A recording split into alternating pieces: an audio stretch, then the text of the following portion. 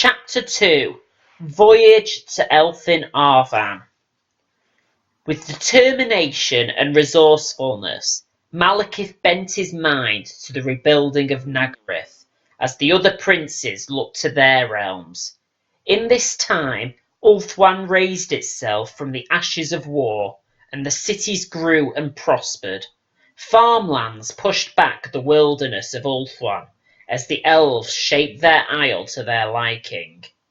In the mountains, hunters found strange beasts twisted by dark magic, many-headed hydras, bizarre chimera, screeching griffins, and other creatures of chaos. Many of these they slew, others they captured and broke to their will to use as mounts. Here also change had been wrought upon the birds, and the elves became friends with the great eagles who soared upon the mountain thermals and were gifted with the power of speech. Ships were built and fleets dispatched to explore the lands beyond the seas, and the power of the elves grew. Tiranoc, the kingdom of Belshazzar, profited greatly from this expansion of the elven realms, as did other kingdoms whose people took ship to found new colonies on distant shores. Seeing that the future of his lands lay not just upon Ulthuan, but across the globe, Malekith decided to lead the Naggarothi forth on an expedition of conquest and exploration.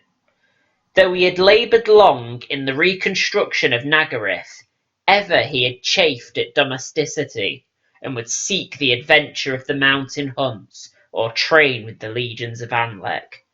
Not for him the life of security and comfort enjoyed by the princes of Ulthuan, for his spirit burned brighter than theirs, and ever the words of his mother and father sprang to mind. He felt destined for greater things than the building of walls and the collection of taxes, and he appointed many chancellors and treasurers to oversee these duties for him.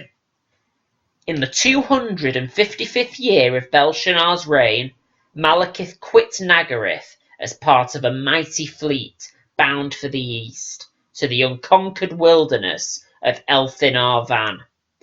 To Morothai he gave the stewardship of Naggareth.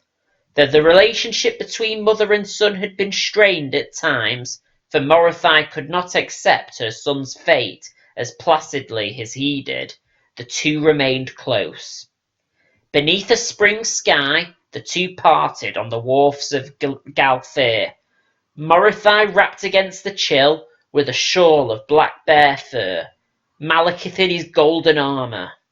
Behind the prince, his flagship rose and fell at anchor, her white sails cracking in the breeze, the high tiers of her gilded hull shining in the morning sun.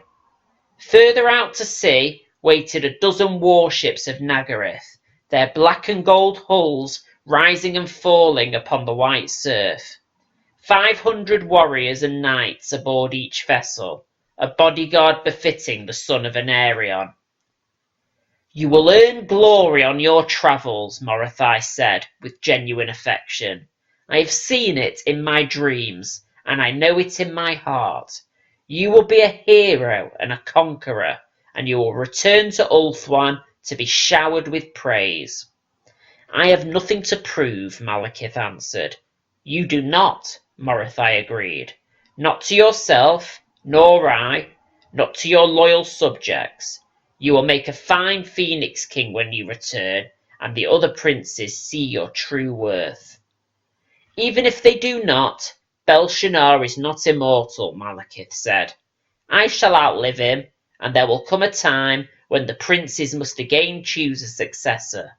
Then the crown of Ulthuan will return to its rightful line, and I shall do honour to the memory of my father.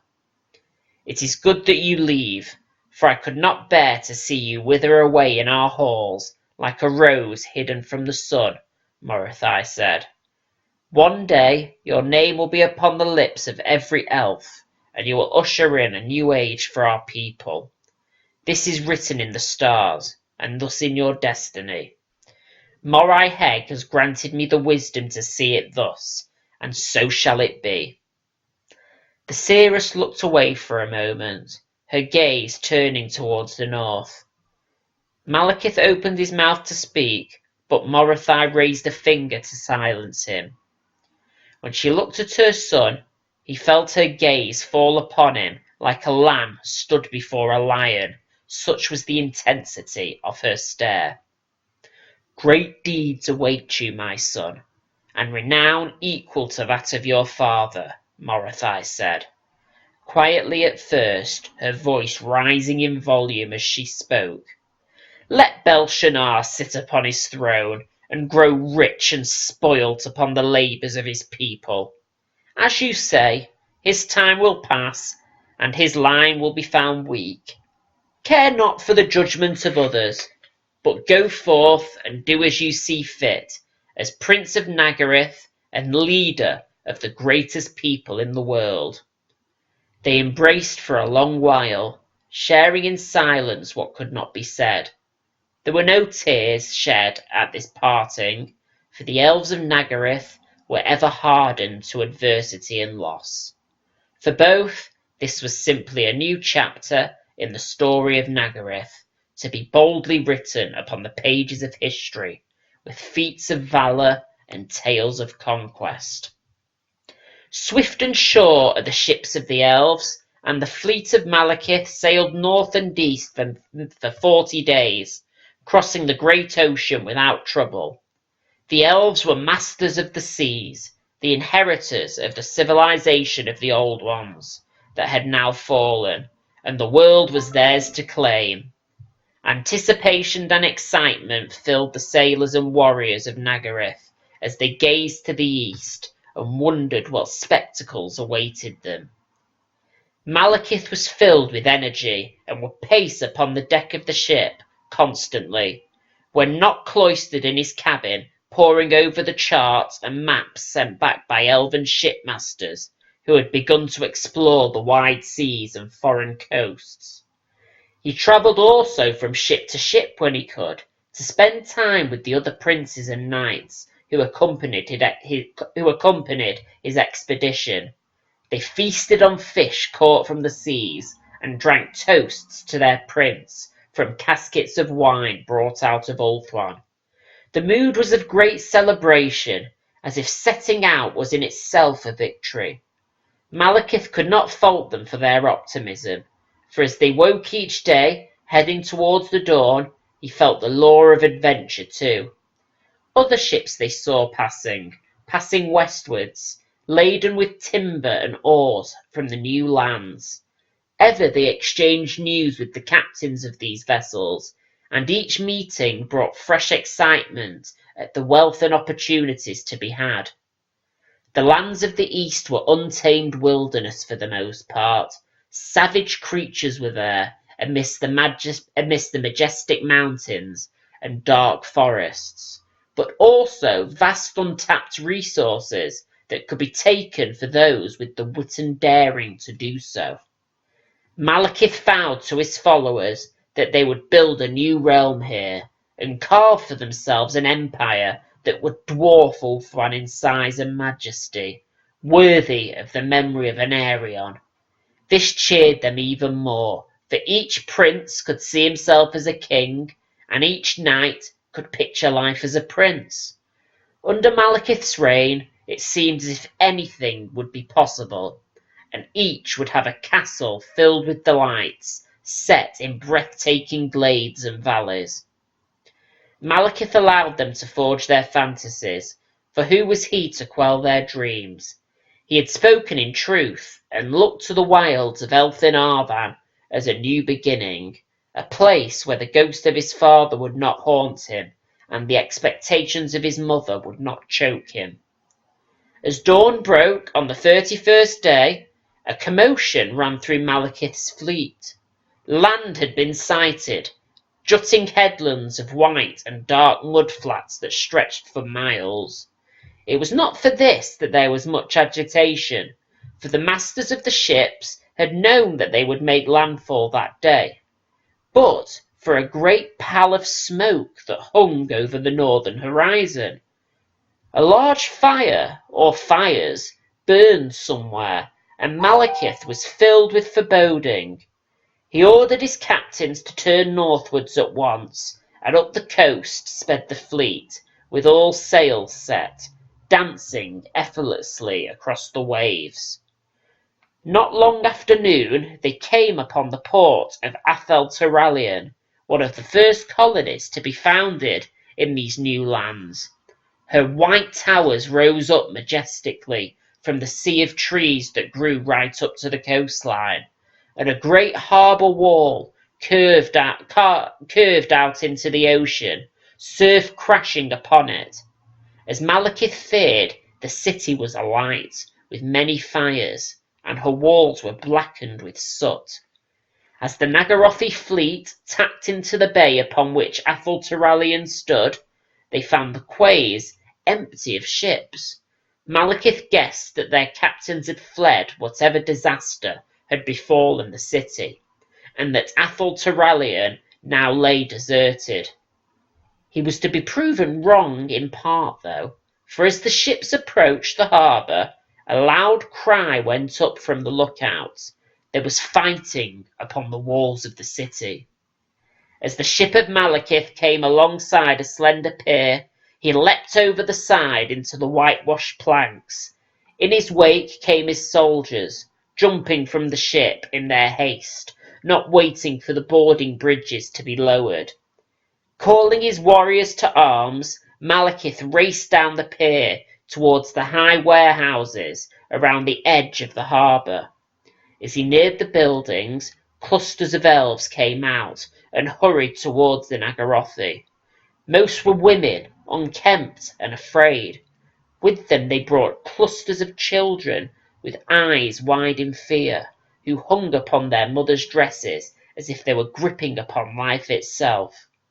"Bless Azurian," the woman-folk cried, and hugged Malekith and his warriors, with tears streaming down their cheeks. "Be quiet," snapped Malekith, to quell their effusive thanks and sobbing. "What evil passes here?" "Orcs," they shrieked in reply. "The city is besieged." "Who commands the city?" he demanded. "No one, my lord," he was told. "Prince Anaron left 8 days ago, with the fleet and many of the soldiers. There was not enough room aboard the ship for all to flee. Captain Law here defends the walls as best he can, but the orcs have war engines that hurl flaming rocks and have pounded the city for many days." The army was assembling on the dockside, and Malekith ordered that the horses be brought from the ships. As the knights readied themselves, he ordered 2 companies of spears and his best archers to follow him to the walls. As they marched through the city, they saw that the destruction was not as widespread as they first thought. The war machines of the orcs were wildly inaccurate, and the damaged buildings were scattered across the city. Even as Malekith reached a stairway leading up to the rampart, a ball of flaming rock and tar flew overhead and crashed into a tower, showering dribbles of flame and debris into the street below. Leaping up the stone steps 3 at a time, Malekith swiftly reached the top of the wall, which rose some 30 feet above the ground. The curtain wall of Atheltaralion curved around in a semicircle for more than a mile, enclosing the city against the bay that lay in the south. Beyond lay an immense forest that stretched as far as the eye could see, cut by the straight lines of roads radiating out from the city's 3 gates. There were piles of bodies everywhere, of slain elves and gruesome green-skinned creatures with fanged mouths and slab-like muscles, clad in crude armour. The current attack appeared to be at a gate tower, some 200 yards further along the wall. A motley assortment of elves, some wearing armour, others in robes, beat back with spears and knives against a swarm of the wildly shouting orcs. More orcs were pouring up from 4 ramshackled ladders leaning against the wall. "Form up the advance!" bellowed Malekith, unsheathing his sword Avinwir. The spear companies fell into disciplined ranks, 6 abreast, their shields overlapping, a wall of iron points jutting forwards. Malekith waved them to advance, and they set off at a steady pace, their booted feet tramping in unison upon the hard stone. "Clear those ladders," the prince told his archers, before running to the front of the advancing column. The archers moved to the wall's edge, some standing upon the battlements, and loosed their bows at the savages climbing up the ladders. Their aim was deadly accurate, and dozens of the greenskins tumbled to the ground, black-fletched arrows piercing eyes, necks, and chests. The orcs had gained a foothold upon the wall, and more of their number clambered over the rampart, howling and waving brutal cleavers and axes. The Nagarothi advanced relentlessly, as groups of orcs broke from the main body and ran towards them. When the first orc reached the black-armoured company, Malekith dispatched it with a simple overhead cut that left its body cleft from shoulder to groin. The next he slew with a straight thrust through the chest, and another with a backhanded flourish that spilled its entrails onto the stones of the wall. Malekith continued marching forwards, hewing down an orc with every step, his spearmen tight behind him, slaying any orc that evaded the prince's deadly attentions. The Nagarothi stepped over the bodies of the fallen savages as they advanced, never once wavering or changing direction as they headed for the knot of greenskins crowding about the ladders.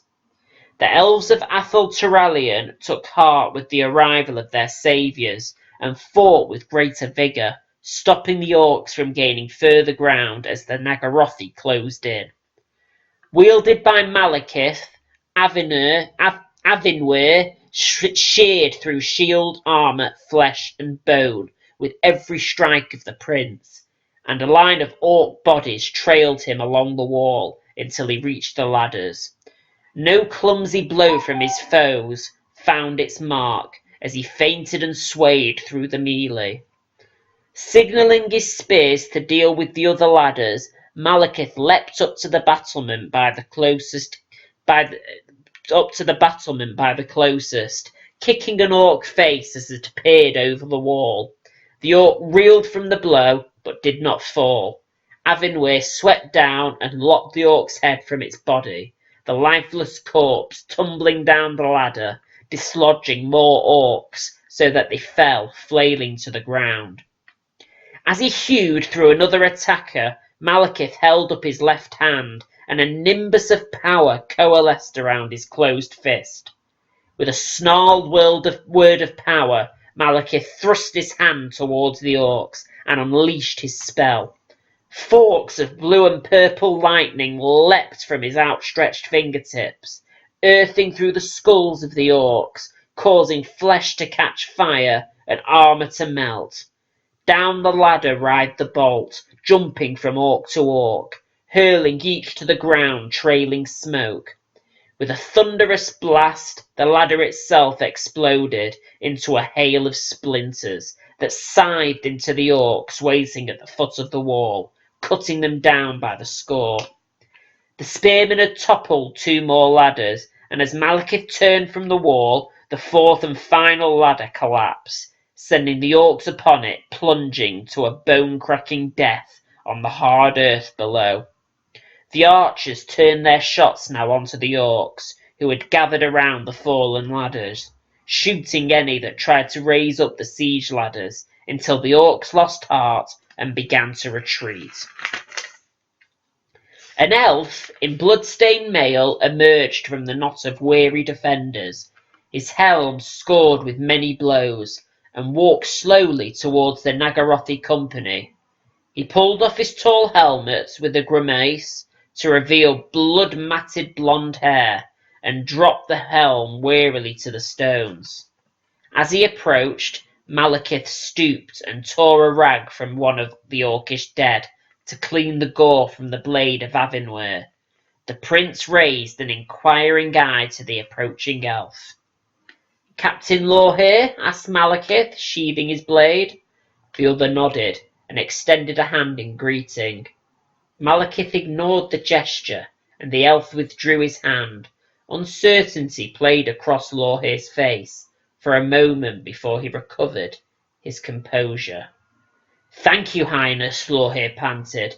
Praise to Azurian for guiding you to our walls this day, for I feared this morning we had seen our last sunrise." "You may have yet," replied Malekith. "I have space upon my ships only for my own troops. There is no room for evacuation. I do not think there is escape by land." Malekith pointed out over the wall to where a sea of orcs seethed along the road and beneath the boughs of the trees. Half a dozen huge catapults stood in clearings, slashed raggedly from the forest, mighty pyres burning next to them. Scores of trees swayed and crashed down in every direction as the orcs cut timber to build new ladders and more war engines. "With your aid, we can hold the city until the prince returns," said Lorhe. "I do not think the prince will be returning soon," Malekith said. As he spoke, others of the Turallian defenders gathered about to hear his words. "Why should I and my soldiers shed our blood for this city?" "With all the favour of the gods, we few could not hold against this horde for another day," Lorhe said. "You must protect us." "Must," said Malekith, his voice an angry hiss. "In Naggareth, a captain does not tell a prince what he must do." "Forgive me, Highness," pleaded Lorhe. We are desperate, and there is no one else. We sent messages to Tor Alessi and Athel Mariah and other cities, but they have not returned. They have been waylaid, or else our calls for aid have fallen upon uncaring ears. I cannot hold the city alone. I cannot throw away the lives of my warriors, defending the lands of a prince who would not defend them himself," Malekith said sharply. "Are we not all elves here?" asked one of the other citizens, an aging elf who held a sword with an edge chipped and dinted by much use and little care. "You would leave us to the tortures and brutalities of these orcs?" "If this city were mine, I would defend it to my last breath," Malekith said, appearing to relent. Then his face hardened. "But Athel Turallion is not my city. We came to the New World to build a new kingdom, not to spill our blood to protect one of a prince who flees for safety at the first hint of menace. Swear loyalty to me, place yourself under the protection of Naggareth, and I will defend this city." "What of the oaths to Prince Anarun?" replied Lorhe. "I would not be known as a traitor." "It is Anarun of Etain who has broken his word," Malekith told them. "Yes, I know him. He stands upon the labours of his father and abandons his people.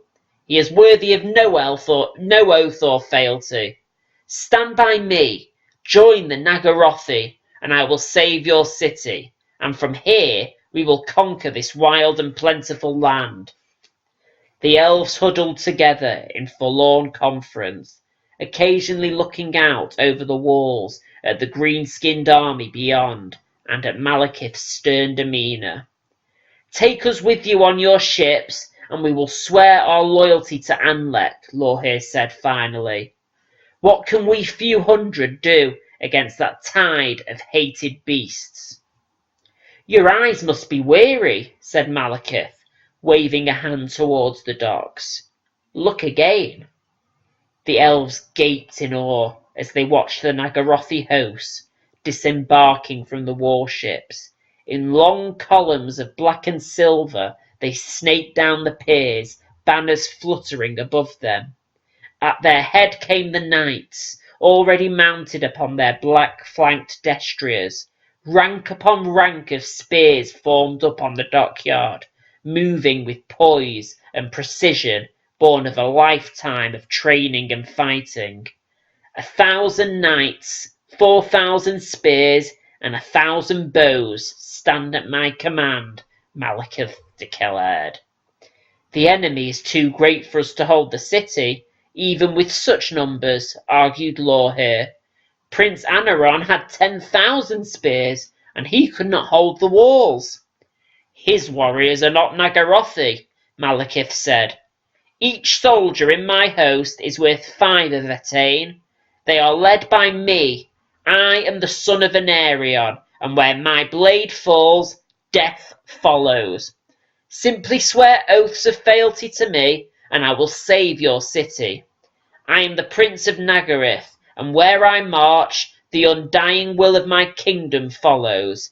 If I so command it, this city will not fall. Such was the bearing and greatness of Malekith at that moment that Lorhir and the others fell to their knees, uttering words of loyalty and dedication. So be it, said Malekith. The orcs will be dead by nightfall,